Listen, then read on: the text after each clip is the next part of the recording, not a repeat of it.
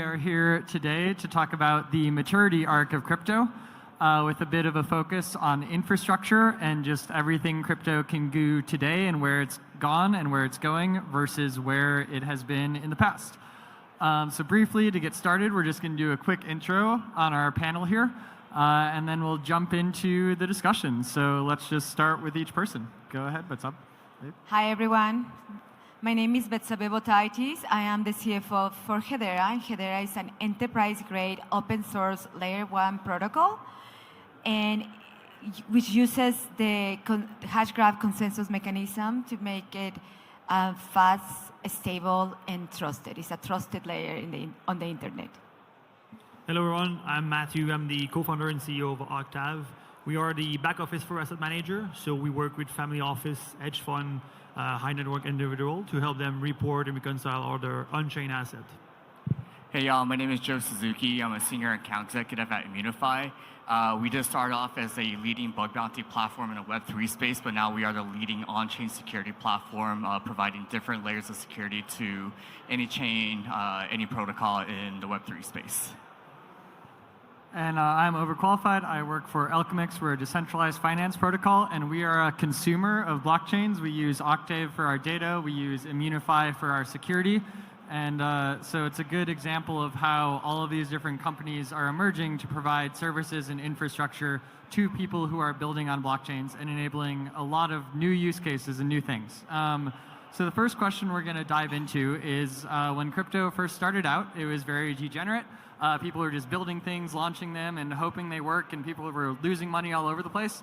That's not acceptable at the current maturity level of crypto. So we'll let, my question to all of you is, how has crypto maturity, how has crypto security matured in recent years versus when you maybe first entered the space? Yeah, I could take that up. You know, as ImmuneFI, I've been there for 3 years and seen like a whole change on the security front. And security is now at the forefront of many protocols. People are realizing how much money you got to put into audits or other security layers that you need, and how expensive it could get. But you need to get high quality audits, high quality security layers. But things are getting better, right? The ecosystem, their quality of security is getting better. Tools and automations improving. The incentive for security researchers are growing as well too, but there's still improvement that's going to be needed. Previously, I've heard that people could go to a audit company, pay a certain amount, and get a rubber stamp that said they've been audited, but they never actually done a code review. I've also heard that some of our clients at ImmuneFI will put bugs purposely into their code to see if an auditor is going to pick that up, and they missed it. Now, auditors, security companies can't get away with things like that anymore. And people are also realizing, especially with what ImmuneFI did with the bug bounty side, is that audit isn't the end of your security journey anymore. You need to have a bug bounty program and other things like monitoring, firewall, after you get your audit done because of the layers of security that you need to add for your protocol. At ImmuneFI, we've seen over 80% of our customers that's been through a formal audit, we actually been able to find a critical bug for them. And the difference between an audit and a bug bounty program is that audit's going to be done for your testnet contracts before things are live, before funds are going to be at risk. Bug bounty programs is a open invite for the security researcher community to take a look at your live code to find bugs that were missed through your previous security processes. And so right now, because of the things that's happening, we're also seeing the reduction of common exploits, but we're still seeing sophisticated ones happening in the space right now. And the other thing that we're seeing is more social engineering exploits that's happening right now. So projects would need to have to increase their operation security as well. Awesome, thank you. Yeah, if I can add on this, I think what's changed a lot over time is also the need for a better security. At the beginning, like the geography of people that were using crypto changed a lot. So the first people were getting in without looking at the audit, or they didn't care. They just wanted to participate in the system. Now we have sophisticated people that are fun, that want to deploy multiple million. They need to have a better confidence level of going into the system. So I think that's a big change with who's using the crypto right now. And I think these are important changes because we are seeing crypto protocols securing multiple billions of dollars of money now versus before it might have been $100 million, $10 million. So security is far more important and far more impactful than it has been in the past.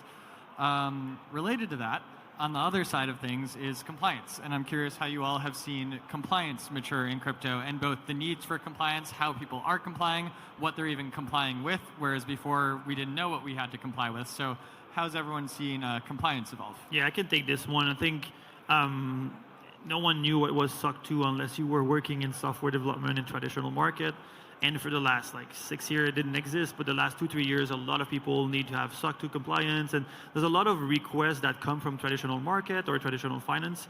And I think that's good because it shows maturity of the ecosystem. But then we need to evaluate, can we adapt these compliance for the new ecosystem? Because SOC 2 is easy to do, but some compliance are not really easy to do in the market. KYC and AML in blockchain technology, since it's permissionless, it's really hard to do.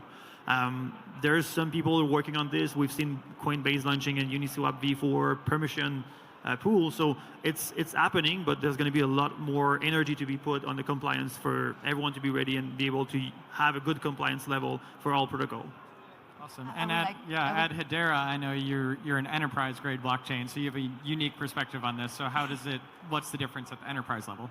Yeah, compliance is, wearing my CFO hat is challenging, especially from the perspective. It really starts, who is your customer? We serve the enterprises, and who are you going to KYC or do an ML transaction? It's really very challenging. But what we are seeing with more clarity on regulations in the United States with the Genio Act and clarity, that even our counterparties, again, in the finance world, banks and money market fund and so on, they're asking for all the details about compliance. So the enterprise level, at Hedera particularly, we are trying to adhere to the enterprise compliance guidance. And really is the main question, again, is who's your customer? I can say a fun fact about that recently that happened last week. A fund came to me and say, hey, this is my legal team. They have a question about compliance and security. And then the legal person asked me, how long do you keep the transaction data in your database? And I was like, well, it's a blockchain. It's always there. So there's a lot of also education that need to be done by people that request these compliance. Legal people, if they're not exposed to crypto and blockchain, they don't even know how it works and why they need that compliance. The education journey never ends, constantly. Yeah, and I can speak on that too as someone building an application in the space. Just in that compliance in the past was something there were no rules, so we didn't know what we had to comply with. And so we were just, you build a protocol, you throw it on the blockchain, and then you're just doing everything associated with that. In recent years, we've actually had rules emerge that give us a framework to follow. And so now we have, it's been a good thing because now we know what rules we do have to follow and we know what we do need to comply with. So we're no longer guessing at what's okay and not okay when we're creating these financial tools in the space. And that's given everyone a lot more freedom to decide what they're going to build, make sure what they're building is okay, is legal, and is helpful for people. Does anyone else have anything to add on maturity? Okay, cool. So jumping into the next topic, which is maybe a bit of a hot topic, but a lot of us have entered crypto at different times, and at different times you might have a different vision on what crypto is based on when you enter it. If you entered when it was just Bitcoin, then your vision is probably Bitcoin based. If you entered more recently, you might have joined any number of ecosystems. So my question to all of you is, how do you think crypto has matured in a way that has compromised on the original vision? I would like to start. I cannot say necessarily it has compromised. I think that it has evolved and expanded the original vision. At the enterprise level, it's very exciting to see finally moving from POC to adoption and see some very exciting activities and projects on the back end, like really how crypto, Web3 is fueling the back end. And one of the things that I like to say a lot is how is crypto becoming embedded Web3, how really this technology is helping fuel other businesses and business models. But really, when I think from the finance perspective, what I'm concerned about the deviation from the vision, and again, it's the evolving vision. It's not how far it's going, but the deviation is from originally, of course, the Bitcoin paper, Ethereum paper, focusing on have crypto as a protection for macroeconomic events. And what we see day in day as institutional investors come into getting bigger portion of the pie on all the crypto coins, we see that it's more correlated. So really, and one thing is the finance part of it and the returns part of it and how you are protecting against macroeconomic events. But the other thing is how is the technology itself fueling amazing business models. So it's really, for me, it's always having to separate technology versus finance. Yeah, I think personally it's a question for more than 25 minutes for sure. You're sure, but like the entire question about like what changed in the beginning or did we change from the OG? Like you said, it depends when you started. If you started with Bitcoin or if you started Ethereum or like later on, like it's really different. I think decentralization, and we all agree that it's super important, but there's different level of decentralization, and we spoke about it a bit earlier. You can run a Bitcoin node or you can run an Ethereum node, but I don't think you can run a Hedera node if you're not an enterprise in the system. It doesn't make it not decentralized, it make it distributed, it's different system, but it's fill a gap or a need for an enterprise blockchain. So the people that are going to be on this blockchain are conscient or like they understand this situation, the fact that it's a selected number of nodes, but it's still decentralized through that people. Where at Ethereum, for example, a lot of people work to make sure, or even Cardano, we've seen a lot of people talking about the number of validators. So like there's a lot of pushing on having a lot of validator to make sure that there's no collusion, there's no 51% attack and stuff like that. And we've seen it, like we've seen 51% attack on some chain. And so it really, like, I think it evolved, it get more mature, like we say, and it really like kind of target different customer for each blockchain. But Bitcoin, Ethereum, Cardano are probably decentralized by basically because they have validator and you can run it at your place. You can run an Ethereum node at home, which makes sure that anyone can do it. So, and it's a challenge, block size and all this. We've seen Bitcoin fighting for block size. We've seen Ethereum fighting for block size, and it's a big problem. If the bigger the blockchain is, and that's why Hedera is a pretty big blockchain, is an enterprise blockchain, is that the bigger the blockchain, the block is, the harder it is to run a node. Therefore, you're blocking the decentralization of it. So it's a tough topic. It's a topic that can slide for a long time. Yeah, and I would like to add something, but because we have only 12 minutes left, but it is a very interesting and a very good debate topic in terms of decentralization, but sharing some of our experiences is that when startups or enterprises, especially actually, let me go back to startups that they are building new projects on Web3, and they are really focused on security and trust because they are doing new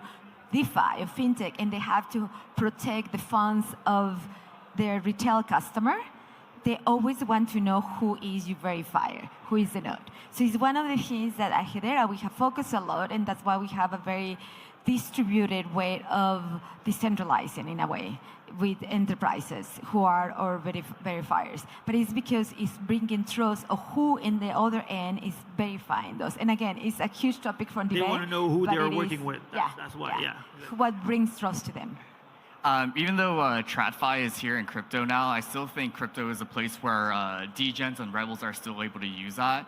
But from a underdeveloped country, I used to serve in the Peace Corps for 2 years, and I lived in a town where I did not have access to banking. And even at that time, I was already invested in Bitcoin. And even, I don't think we're still really seeing the use case of crypto in the Western world. But when you go to countries where you have to take a bus for hours to get to the bank to withdraw cash, to pay for your rent, pay for your food, you really see the use of crypto in those spaces. And so that vision is still there. And if we're able to implement DeFi in these underdeveloped countries, I think that's a huge use case for this space too, which keeps it with the original vision of what crypto is supposed to be, is giving banking access or access to cash to people that are handcuffed by the restriction of banking. I think I'll say one thing, don't trust verify. And you can verify if you can run a node, so. No, yeah, don't trust verify. Know your counterparty whenever you're doing anything on crypto. Who's taking the opposite side of the trade? Why are they doing that? But yeah, I think you all touched on some great points where crypto, a lot of use cases have emerged, and ultimately you still can opt into a blockchain and use the blockchain and use only truly decentralized systems. However, there is also a lot of benefit in things like stablecoins, and things like stablecoins are never going to exist without some sort of tie-in to the real world. And so we're seeing that those use cases are emerging, and ultimately, even in those use cases, it's still creating a more transparent and a more decentralized financial system, but we are seeing various ranges of the spectrum between being very dependent on the current system versus there are still ways to use crypto that are completely independent from the existing financial system, and you can opt into which one you choose. So that question was about how we've compromised on the vision, but are there any specific ways, maybe a bit more optimistic of a question, what places in crypto are you seeing that the vision is still alive? And maybe start by defining what you think the most important aspect of the crypto vision is, and why you still maybe feel like that is still possible. I would like to expand on your comment about stable coins and also your comment about emerging markets. I mean, really, it's from experience. Like when I'm originally born and raised in Mexico, and when I send money to Mexico, and it was very annoying in the past. Now on a weekend, it would be like Sunday, like, oh my God, I forgot I have to make a transaction. And I do a transaction, and it settles in a few seconds. And I always jump in and go run into my husband, and I'm like, I love crypto. I love it because it just makes everything a lot easier. So for me, it's very optimistic that I really hope this is now. Actually, this is the year that we're going to see that expansion and the benefits all around emerging markets, and it's very, very exciting. The other use case that I am very optimistic is with regards to data and everything about healthcare. It's absolutely a lot to be disrupted there, and there are some amazing projects coming up, and I think that we all want to take our data. And when I joined crypto since 2016, I remember saying, you own your data, you take it wherever you go. And for a while, I was like, when is that vision? And I frankly can say the conversations are coming back to the fundamentals about that, and that's very exciting for me. Well, I think for me, it's we're still open source. It may sound crazy, but for me to make sense to grow and make sure that it's always available, yes, you need to be decentralized, but you also need to make sure that it's open source. And Joe can confirm with me, but if you're not open source, we cannot look at your contract, we cannot say if it's safe or not. So I think the fact that we are still building open source contract for a lot of blockchain is really great. Not every blockchain do it because they have their reason, but I think it's really good that we still see a lot of open source development and a lot of composability in the crypto ecosystem. A lot of people will build on top of other great project that was built by other teams. So that's where the innovation and the collaboration can be good with open source. Yeah, for me, I got into crypto because of when I was in my college days. I watched The Big Short, found out about the 2008 housing crash and what it did to the market. And at that time, when I invested in Bitcoin in 2014 for the first time, I was working at the bank and I quit. And then today, I'm a mixed feeling about TradFi getting in, but it's something that's a necessity. The success of crypto means that banking is going to get into it one way or another.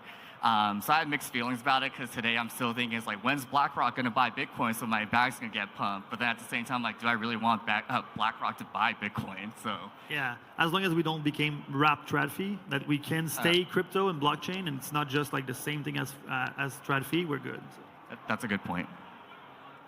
Awesome. Well, yeah, the theme of this talk has been the maturity of crypto, and that there are a lot of things that, I mean, there have been criticisms since crypto started of, oh, it can't do this. Well, now it can. Like when Bitcoin started, like, oh, well, you can't do anything with it. Then Ethereum launches, and it's like, well, now you can build apps, but there are no apps. Now there are apps, and then people are like, well, no one's really using them. Now people are using the apps. Now some of these apps have billions and billions of dollars of TVL. It's all growing. Now these apps have a legal way to get used. Now we have infrastructure emerging around these apps to help with security, to bring them to enterprise-grade solutions, to help classify what all of these transactions are for people who need this data. And so my question to you all next is, what next innovation are you excited about in crypto right now? What's got you interested and energized right now? Yeah, I'll go on this one. I think, and we've seen a little bit of people working on this, but there's a lot of friction still. it's not easy for anyone to develop or just to like use cryptocurrency. So I think the next innovation for me is to try to remove this friction. We've been talking about account abstraction, removing a little bit of the friction of the wallet, so having better wallet and stuff like that. So I think I'm really looking forward where I can go to my mom and say, hey mom, this is crypto, use it, and she doesn't even realize it's crypto. Right now, they still need to have a wallet, they still need to understand all the in and out of cryptocurrency. It's a lot of friction, just on-ramping and off-ramping on the bank is friction. So there's still a lot of friction, and that's why when my friend come and say, oh, am I too late? I always say, no, you're too early. Like it's still really early. So I think the next innovation for me is removing this friction for the mass to be able to use crypto without even knowing it. When you use your Apple Pay, you don't know you use all the HTTP and all the internet system that you use. You don't care about that. You just pay and you're happy. That's what needs to be built, and I think that's what I'm looking for. At Hedera, a lot of the work that we are seeing is in RWAs and real-world assets, tokenization of real-world assets. And one of the things that, for me, talking about decentralization, have been very exciting to see are projects like Red Swan that it tokenizes the ownership of real estate and really think about how people can actually start buying real estate by just buying fractions of it is very exciting through decentralization, through ownership. Also, what I have seen from the Hedera network, another of apps from companies that build on Hedera, Pan Social, that is doing a lot of the support in Latin America and enables these transactions across borders to really, really quickly expedite. And for example, in cases that there is high inflation like Argentina, like finally Argentina could US dollar in a form of tokenization, like stable coins is going to bring so much power to the countries in the decentralization world. But I'm primarily most excited about the things we haven't seen yet, the things that we still hear of just developing behind the mind, brilliant ideas, but not yet materialized. Those are the things that I'm excited. The same way that we saw Airbnb and Uber come out because of the map after the internet got a lot better, the same way there will be business models that we don't even imagine, and that is really going to impact our lives. Those are the most exciting for me. Two things I'm excited for in this security perspective is implementation of AI and also security vendors working together. And an AI perspective, it will be very exciting to see people using AI with security researchers, for example, audits. So having a parallel review with an AI and then having an actual individual doing reviews of these code. And there's probably different ideas that other people are thinking, so being able to see that. Recently, a lot of security vendors are starting to work together. As an example, for Compound, recently they opened up a proposal for security vendors to apply for the next audit for the next year. And you saw multiple audit companies work together with a monitoring company to put a proposal together to win that deal. With ImmuneFI, we're doing something very similar with our unified security platform called Magnus, where we're bringing the best of the best security vendors for a protocol to access all layers of security on there. So formal verification, audits, we're going to have an audit marketplace, audit competition, bug bounties on there, be able to set up monitoring tools from there, firewall, and many other things in between. And so I think we're going to see a lot more collaboration between vendors to be able to provide more, I guess, further to help harden the code better with multiple vendors all in one place. Awesome. So yeah, to close it out, just this panel right here is just proof of how much infrastructure and maturity has emerged around the blockchain. If you need security, there's all sorts of solutions at every single level of the stack. If you're building in crypto, building in DeFi, if you need data of just what transactions are happening in DeFi, that is much more easy to access now through Octav. If you have problems that need solving at the enterprise level, where the more like the Ethereums of the world are not sufficient for what you need to comply with, there's Hedera now. And so whatever you are working on in crypto, there are so many more ways to get support, and like you don't have to solve all the problems yourself anymore, because a lot of these problems are being solved, allowing you to focus on the problem that you choose. So a call to action for everyone is to think of what your original vision of crypto is, why you got into crypto in the first place. Recognize that whatever you're building in crypto, whatever you're doing in crypto, try to always keep that vision in mind. Don't sacrifice that. But look all around you, and there's always going to be someone to help. This community is great. Being at this conference is a great way to meet people, and everybody knows almost everybody in this space. So it's a great place to be, solving problems together, and hopefully we can hit some of these big use cases that we're excited for. So thank you, everybody. Enjoying Rare Evo? Then lock in your spot for next year right now. Rare Evo 2026 is already in the works, and it's going to be even bigger. More chains, more builders, more connections. Tickets are live. Go to rareevo.io/2026 to grab your early access pricing before it's gone. Don't wait. Be first. Be part of what's next. We'll see you at Rare Evo 2026.